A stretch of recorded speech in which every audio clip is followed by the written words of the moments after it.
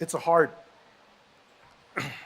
it's a hard thing to do, to climb down from the trees, walk upright, and build a civilization from rocks and stones. Take a look at the animal kingdom and see the various evolutional stage of the eyes. In 1859, Charles Darwin published the theory of evolution through natural selection. However, some people still detest of how such complex things could have occurred through time. But they would rather believe in a creationist story, a story which set itself up for even more explanation. Today, I want to be able to tell you how a single-cell organism develops and forms an image. Okay? Let me introduce you a euglena. It's a single-cell organism at the bottom of the sea. It has an eye, but it's a primitive eye, right? So it can only detect light and darkness, and that's all it can do.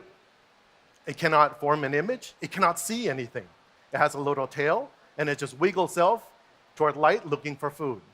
Well, by the time it finds its food, it's too late because its predator is right on top, and it dies.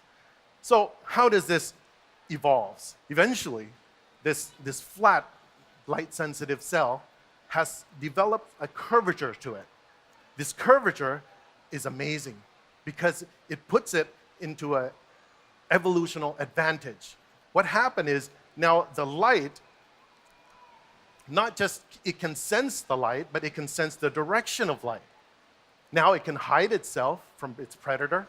Now it can hide itself under shades. Now the story continues, right? Oh, sorry. This is the eyes of a planetary worm. Now the story continues, and this cup eye progresses more and more and more. Now becomes a pinhole eye.